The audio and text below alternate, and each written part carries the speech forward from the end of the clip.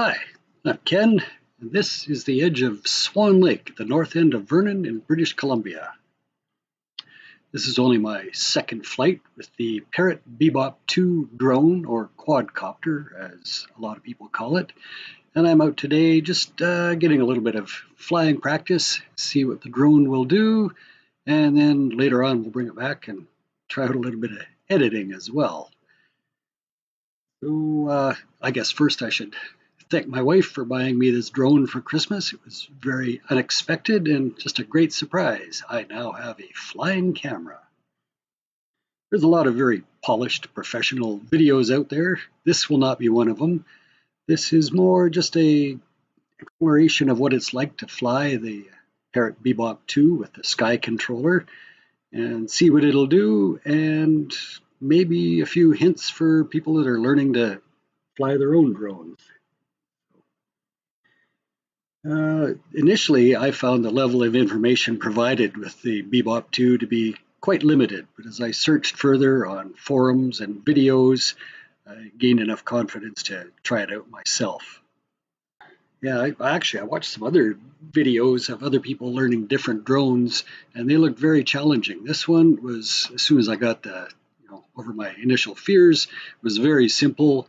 You just push the button, it pops up in the air. The controls are easy to use, and it's very responsive and very stable and responsive. The optical stabilization works very well. It doesn't have a gimbal like a lot of the other drones do with their cameras. The camera is steady, and all the stabilization is done with software inside. You can see here that I can rotate the camera up and down, spin the quadcopter. A lot of videos I watch say you should spin it slowly when you're doing video, and that's for sure. This test flight, I had the speed set up to faster and the rotation set up faster and the rate that it would climb set up faster, just to see what it would do.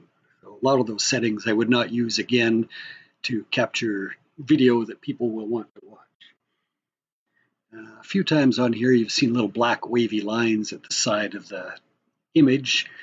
I think that's probably the stabilization, the software working in there. I suspect as I get better at editing, I'll be able to get rid of those. Hey, I can see my house from here.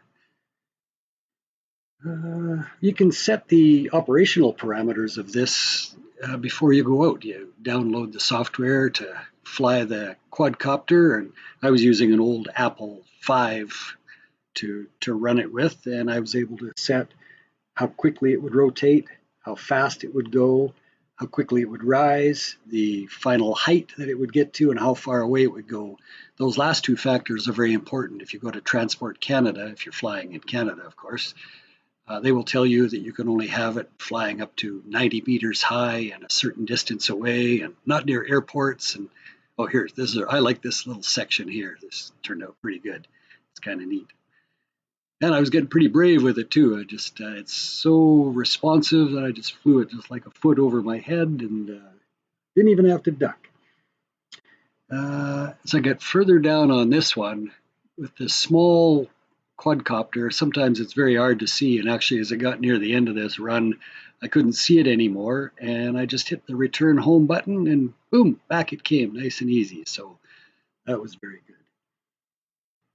So at the end of this, I'll have about 20 minutes of video, and I'm using Shotcut as my video editor. It's a free download, open source video editing software, actually, that seems pretty good. I've got a lot of learning to do, but this video is an example of what I was able to do on my second flight.